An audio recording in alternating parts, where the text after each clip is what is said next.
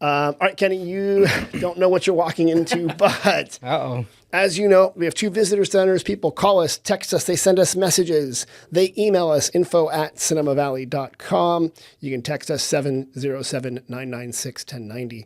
And they ask us questions. You're going to help us in the segment we call We Get Questions. Was that the drum roll? Okay. Do it. You did a good job. Okay. Here's the first question. This comes actually from the Facebook Sonoma County trip planning page. We are taking our first trip to the area in early June. We're trying to decide between staying near downtown Napa or in Sonoma. What are the pros and cons of each? Overall, I think you can't go wrong either way. Mm-hmm. But in my experience, I'd remind you, you're volunteering at the Sonoma Valley Visitors Bureau. Yeah, well, that's why I was going to actually go over here. Because everything's, there's more, it's more centralized. It's more kind of, you have great restaurants, you have great tasting rooms. Everything's super close. It's within walking distance. I don't know. I just love Sonoma. Okay, good answer. So you could say if you're trying to decide, and if your name is Kenny DeAlba and you work at Songbird Parlour and you love Sonoma Valley, your recommendation is to stay in Sonoma Valley. Absolutely. Good job. That was really good. Plus, I hear in Napa, there are half monkey, half robot winged creatures. Yeah, they fly at 150 miles an hour too. so know what you're getting There's into. no escaping them. No, Napa is very lovely. They are our neighbors over here just east of Eden. Good spot. You can also stay in downtown Napa. The city of Sonoma is a little more compact, a little more walkable. It does have a plaza. And so that's often kind of a neat place to stay. For me, when I go visit it somewhere, I like parking and then just walking around and not have to worry about driving from place to place. Right. I mean, you still do because of the wineries and whatnot, but or if you have a special place you want to visit. Right. But I just love just having the accessibility of just going right there. parking the car and then just being carefree. That's the beautiful part of a compact town. Absolutely. Same thing with Glen Ellen. You can park in Glen Ellen and walk around Glen Ellen as well. Mm-hmm. So, and even in Kenwood, parts of Kenwood, you can walk around very easily. So that's kind of some good suggestions there. She also asked, are there any suggestions for wineries for a group that loves red wines? Oh, yeah. A lot of good stuff. Actually, going to Coursey Graves. Coursey Graves. To me, I tell Maeve too, I'll pick up the wine. Instead of having to get, I love going up there, the drive, and then every time, without fail, right before you get onto the property, there's this gorgeous view of like Bennett Valley and the fields and everything, and I just take it in for 2-3 minutes and then continue. That's a great place. But their reds, cabs, Pinots primarily, but their Syrah. Their Syrah is probably one of my favorite reds that they have there. Okay. It's just out of this world. And it's an estate Syrah. So meaning the grapes are from there. Yeah. So. All right, so that's a good one. Go check out Coursey Graves and tell Maeve that you heard it from Kenny on the podcast. Yeah. Good answer. All right, good job. Here's another question. I'm thinking about moving here. Why would I move here? What's it like to live here? Why not? Brought to you by Kenny the Real Estate. Yes. That's a slogan for you. No, I think what's it like living here? It's a smaller town. So if you're from a big city, it's probably not as full of urban excitement. So, nightlife isn't maybe our biggest strong suit, but it's a caring town. It's a cool neighbor group. There are a lot of neat things to do here if you move here.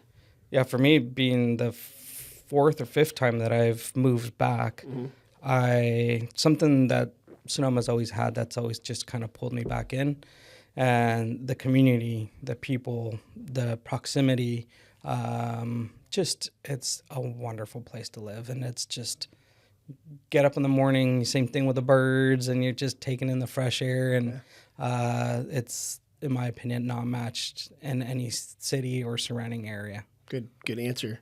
And also, if you like food, you have to work really hard to find a bad meal. There's some good restaurants, so it's a good place to be. This is a good question. Actually, we get this pretty commonly. What is there to do in Sonoma Valley if you don't drink alcohol?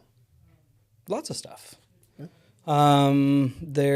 Just recently, Lauren did this writing club over there at the and they performed at the Jack London, Okay. the museum over there. Mm-hmm. I have always ridden my bicycle over there, and there's tons of great trails. There's tons of hiking. There's horseback riding.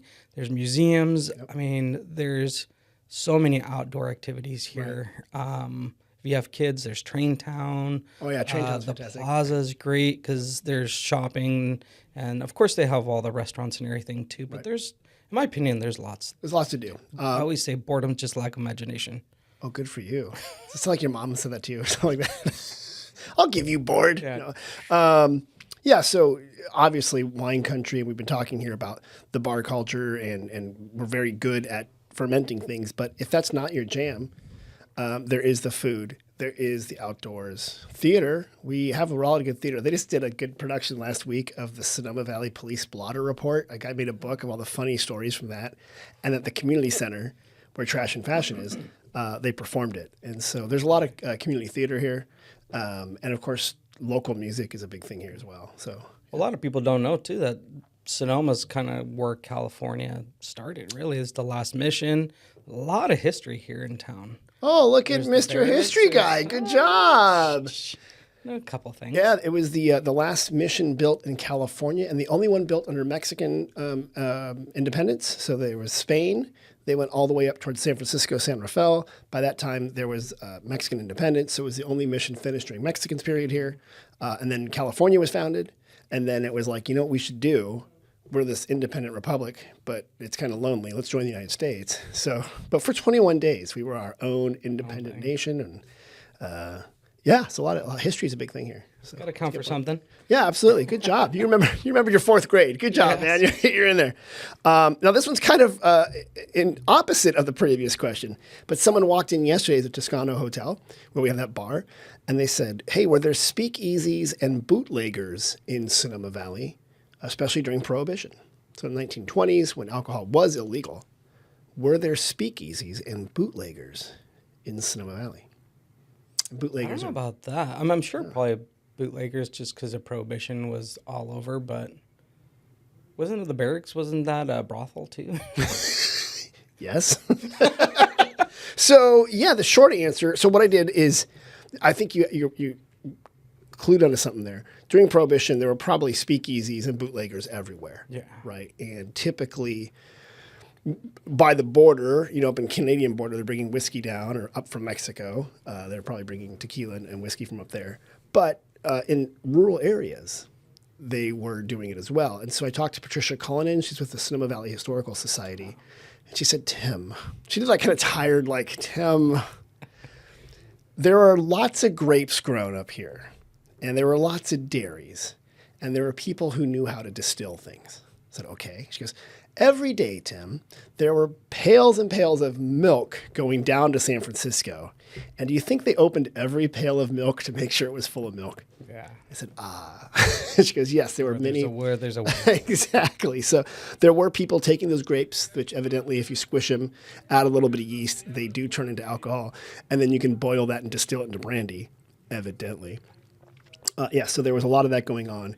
And there were many speakeasies because this was a resort area for a long time. So people from San Francisco would come up here prior to 1920s, it started in the 1800s, for, to take in the waters and have resort time and go dancing and stuff like that. Some of those buildings still exist. And they were definitely known to have a drink or two during that time. So the short answer is yes, there were speakeasies and bootleggers in Sonoma Valley. Even I learned something new every day. You did. But now, you're a bartender, so you're part of that lineage.